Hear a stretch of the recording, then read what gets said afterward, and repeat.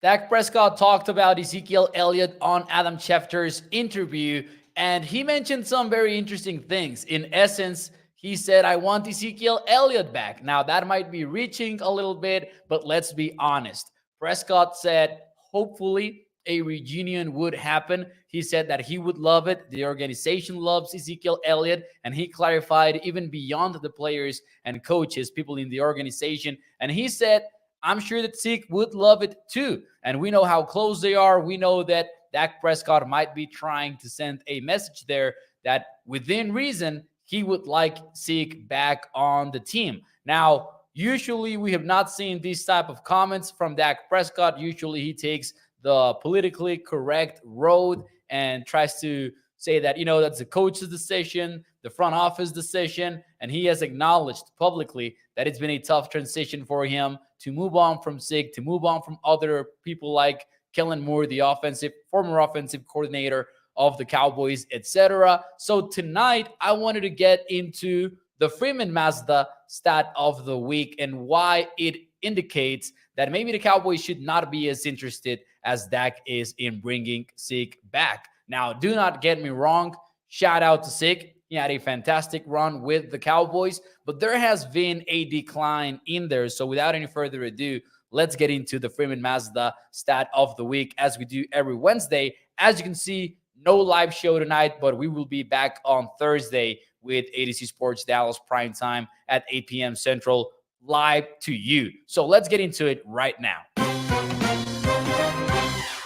Ezekiel Elliott from 2016 to 2018, excluding the 2017 season. Actually, my bad on the graphic. That was supposed to say 2016, 2018, and 2019. And of course, I'm excluding 2017 because he only played 10 games, and it would be unfair to use those numbers when he has mostly played full seasons for Dallas. But in those first 3 years, excluding 2017, Zeke had 42 10-plus yard runs per season. This is an average per year. Obviously, as you can see, he was breaking through the offensive line, and he was providing something that is very critical to the running back position in the NFL, explosive gains. And that has been the primary difference between him and Tony Pollard as of late in the Cowboys. People have talked about yards per carry, yards per game, EPA, etc. But at the end of the day, it comes down to explosiveness.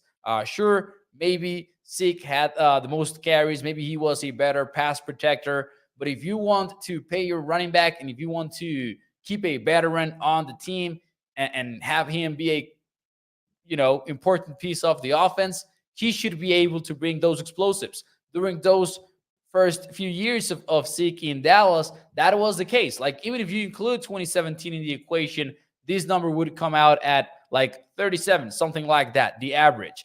But as of late, and if we go from 2020 to 2022, that changed dramatically. Like, the explosive gains for Zeke went down 50% on average, because between 2020 and 2022, he had 21 10-plus runs per season. And we're talking about 10-plus yards here. So he is not the same in that sense. We can talk about his pass protector skills. We can talk about the 1-2 punch between Tony and Zeke.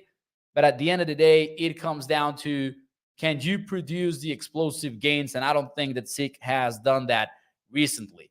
People have also talked about the injuries. Maybe they go hand in hand together.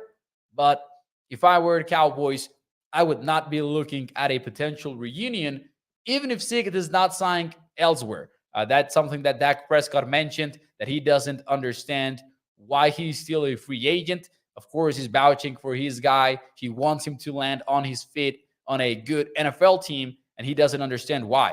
Now, the expectation as of right now is for Zeke to sign until after the NFL draft. So if the Cowboys add a running back in day 1 or day 2 even, or maybe even early in day 3, this would probably be ruled out automatically. If they don't find that running back to complement Pollard with, and they have to look at Malik Davis, Rico Dowdle maybe as well, or some other players to complement the running back position, then Zeke might enter that conversation in a little bit of a stronger tone. But if I were the Cowboys, I would be looking elsewhere because of the Freeman Mazda stat of the week. He went from 42 explosive plays per season in 2016, 18, and 19 to 20 to 20. From 20 to 22, he went only an average of 21 explosive plays. So let me know in the chat, are you in favor or against a Cowboys sick reunion? Let me know in the chat. And of course, the primetime stat of the week brought to you by our friends over at freemanmazda.net, which you can check out on their website, or you can also visit their dealership over at Irving, Texas. As always, remember that you can browse through their wide range of new and used vehicles, and you can also check out Primetime to hear all about the ride of the week. In this case, the 2023 Mazda CX-50 2.5S Premium Plus all-wheel drive. This one starts at $38,820. It's got a sunroof, all-wheel drive, a Wi-Fi hotspot, and a game-changing heated leather power memory foam seating system, plus a miles per gallon capacity of 24 when you are in the city. That goes up to 30 when you are in the highway. Let me know what you think about SIG coming back to Dallas potentially. Would you be in favor or against that? And I will see you tomorrow night at 8 p.m. Central